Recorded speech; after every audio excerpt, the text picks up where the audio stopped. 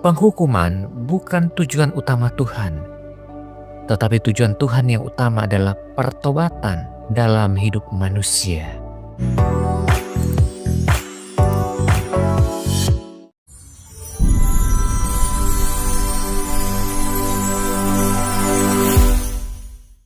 Shalom saudara yang dikasihi Tuhan Yesus Kristus. Jumpa lagi dalam renungan firman Tuhan pada pagi hari ini. Dan saya percaya saudara dalam keadaan yang sehat, tubuh yang prima yang diberkati oleh Tuhan. Sebelum kita memulai aktivitas kita pada pagi hari ini, mari kita merenungkan firman Allah. Dan sebelumnya mari kita berdoa. Bapa di sorga, Bapa yang baik, kami mengucap syukur untuk kasih dan kemurahan-Mu ya Bapa, yang tiada habis-habisnya dalam hidup kami. Engkau telah memelihara hidup kami sampai hari ini. Saat ini kami mau mendengarkan sabda kebenaran firman-Mu. Kami mohon urapi hati kami agar dipenuhi kehendak-Mu, dan biarlah Roh Kudus-Mu memberikan pengertian yang baru bagi kami, sehingga mengubahkan hidup kami untuk hidup seturut dengan firman-Mu. Dalam nama Tuhan Yesus Kristus kami berdoa dan mengucap syukur. Amin. Saudara yang dikasihi Tuhan, mari kita membuka ayat firman Tuhan yang terdapat dalam kitab Yesaya 13 ayat 19 sampai yang ke-21.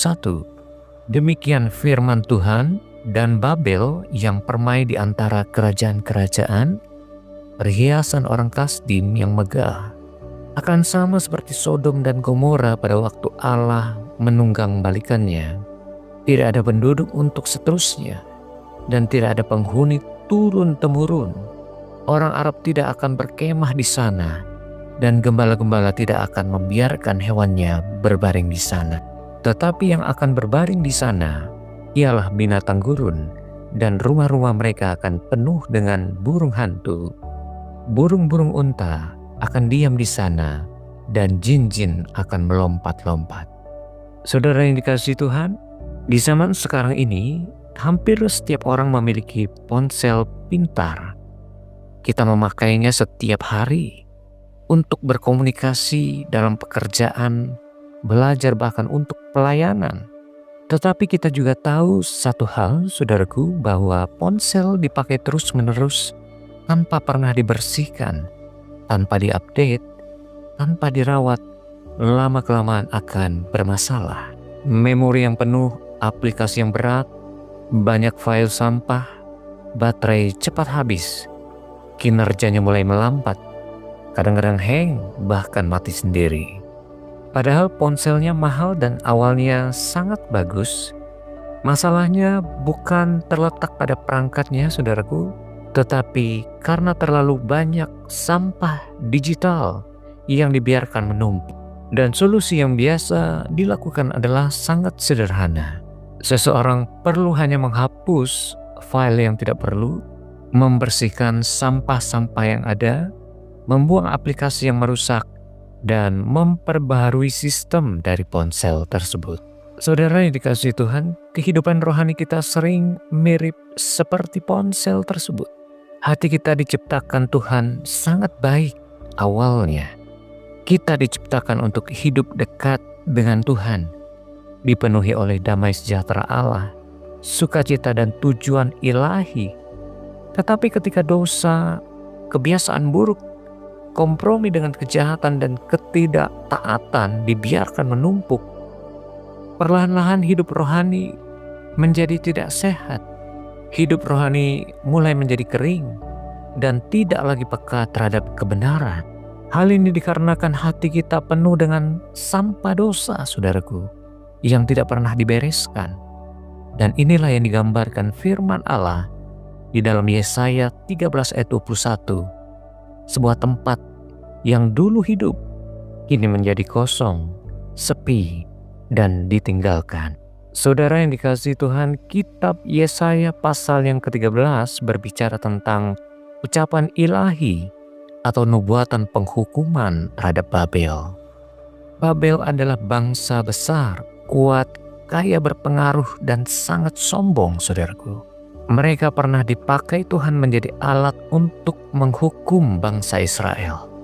Namun ketika Babel hidup dalam kesombongan, kejahatan, kekerasan, penyembahan berhala dan penindasan, Tuhan menyatakan bahwa mereka pun tidak kebal terhadap penghakiman dari Tuhan. Yesaya menubuatkan bahwa suatu saat Babel akan menjadi sunyi, kosong, ditinggalkan, tidak lagi dihuni manusia, dipenuhi binatang liar. Ini bukan sekedar gambaran kehancuran fisik, saudaraku, tetapi gambaran kehancuran moral dan rohaninya. Saudara yang dikasihi Tuhan, ayat yang tadi kita baca terdapat kata jin-jin akan melompat-lompat. Namun secara bahasa Ibrani dan banyak terjemahan lain, kata ini lebih tepat menunjuk kepada binatang liar atau kambing liar, bukan makhluk gaib seperti yang sering dibayangkan. Jadi fokus ayat ini bukan pada dunia mistik, saudaraku, melainkan pada kondisi kehancuran total kota Babel. Saudaraku yang dikasihi Tuhan, dikatakan bahwa wilayah Babel akan menjadi wilayah yang sepi. Rumah yang dulu dihuni kosong, kehidupan yang dulu makmur berubah menjadi tandus. Inilah gambaran akibat dosa yang dibiarkan terus-menerus, saudaraku. Saudaraku yang dikasihi Tuhan, firman Tuhan ini bukan hanya tentang Babel sebagai bangsa yang dihukum oleh Tuhan, tetapi juga peringatan rohani bagi setiap manusia, khususnya kita sebagai orang percaya.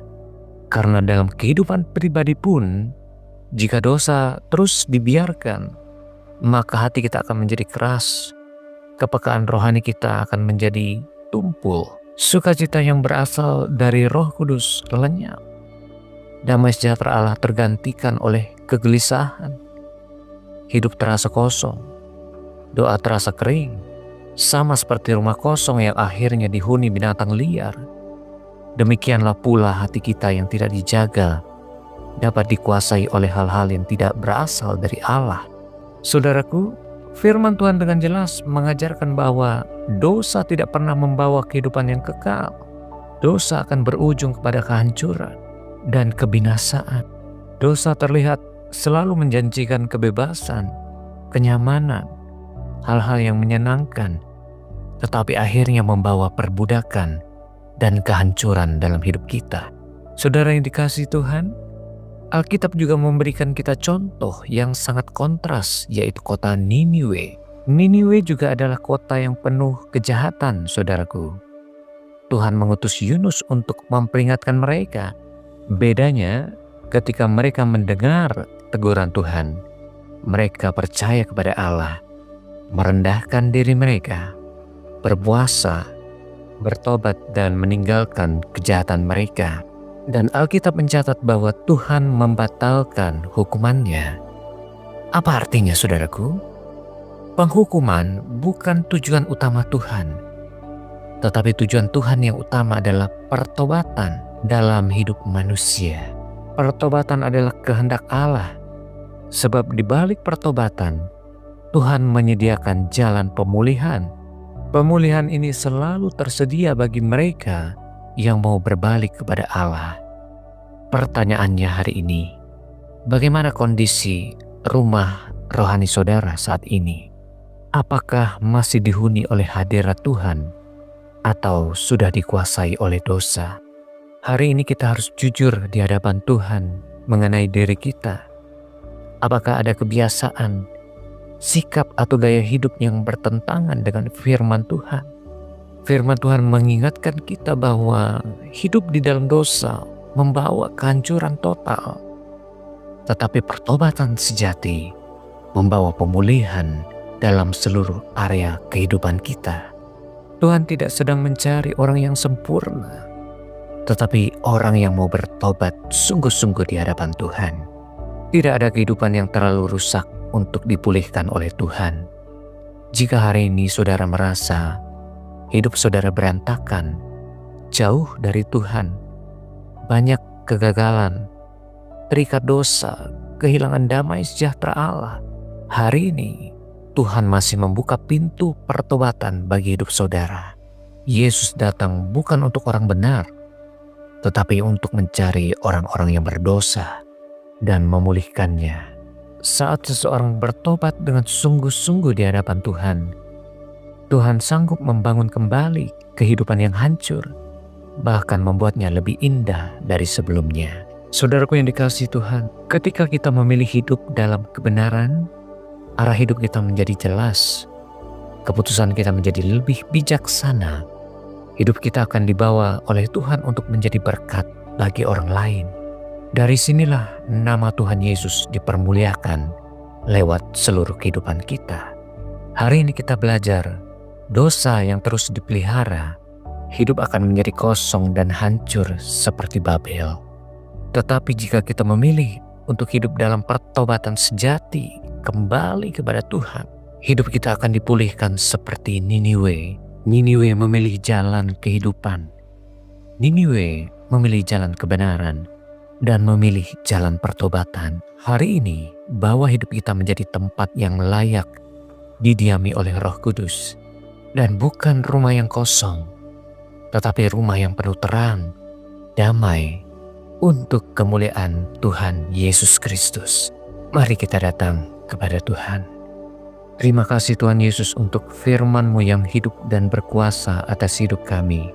Kami bersyukur Engkau telah menegur kami, bukan untuk menghukum, tetapi untuk menyelamatkan dan memulihkan hidup kami. Kami mengakui bahwa seringkali kami lalai, kami jatuh dan hidup tidak sesuai dengan kehendak-Mu. Mampukan kami untuk bertobat dengan sungguh-sungguh di hadapan-Mu Tuhan, hidup dalam kebenaran-Mu. Kami percaya Engkau sanggup memulihkan hidup kami, keluarga kami, masa depan kami. Kami serahkan ke dalam tangan-Mu Tuhan. Di dalam nama Tuhan Yesus Kristus, kami berdoa dan mengucap syukur. Haleluya. Amin. Mari kita bersama menaikkan doa Bapa kami.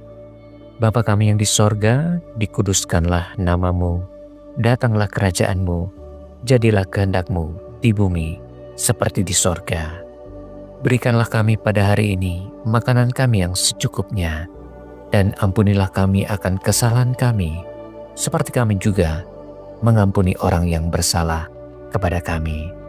Dan janganlah membawa kami ke dalam pencobaan, tetapi lepaskanlah kami daripada yang jahat. Karena Engkaulah empunya kerajaan dan kuasa dan kemuliaan sampai selama-lamanya. Terimalah berkat Tuhan. Tuhan memberkati engkau dan melindungi engkau. Tuhan menyinari engkau dengan wajah-Nya dan memberikan engkau kasih karunia. Tuhan menghadapkan wajah-Nya kepadamu dan memberikan engkau damai sejahtera. Kiranya digenapi seluruh janji Tuhan di dalam hidupmu. Engkau akan diberkati Tuhan untuk menjadi berkat. Bawalah segala berkat anugerah dari Allah Bapa, cinta kasih dari Tuhan Yesus Kristus, dan persekutuan penyertaan dari Roh Kudus menyertai saudara semua. Sekarang ini sampai Maranatha, Tuhan Yesus datang kembali. Terima itu semua dalam berkat nama Tuhan Yesus Kristus. Haleluya. Amin. Saudara yang dikasihi Tuhan, sampai jumpa esok hari. Selamat beraktivitas. Tuhan Yesus memberkati kita semua.